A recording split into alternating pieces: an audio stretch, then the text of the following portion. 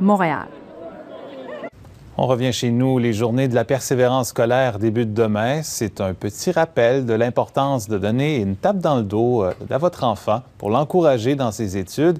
C'est aussi le moment idéal pour discuter avec les jeunes de l'importance de rester à l'école. Et Olivier, il y a un enseignant en adaptation scolaire de la région qui va donner des conférences dans les écoles secondaires de la Commission scolaire de l'énergie cette semaine. C'est exact. Luc Bourassa, cet enseignant de l'École secondaire des Chutes de Shawinigan, en fait, il a commencé à donner ses conférences à cette école-là secondaire l'an dernier parce qu'il se rendait compte que pendant les journées de la persévérance scolaire, il n'y avait aucun conférencier qui venait sensibiliser les jeunes à la persévérance scolaire. Il va donc passer toute la semaine à travers plusieurs écoles de la Commission scolaire de l'énergie.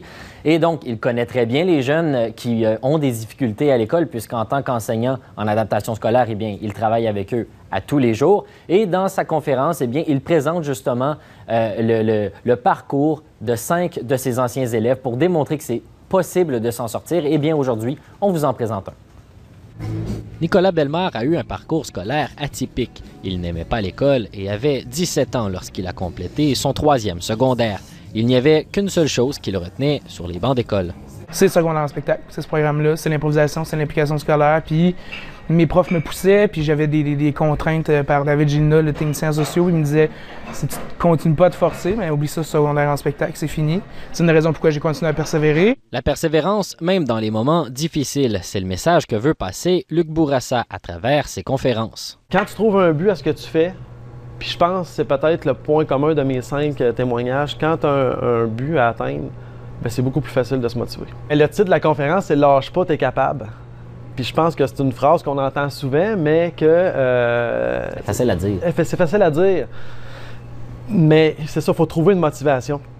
Puis cette motivation-là, je l'ai dit aussi dans la conférence, il n'y a pas personne d'autre qui peut te la donner que toi-même. T'es le seul maître de ta personne.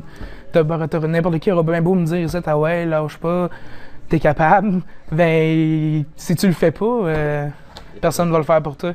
Après le secondaire, Nicolas Bellemare s'est inscrit à l'École nationale de l'humour dans l'espoir de réaliser son rêve, celui de devenir humoriste. Il a été refusé 3 fois.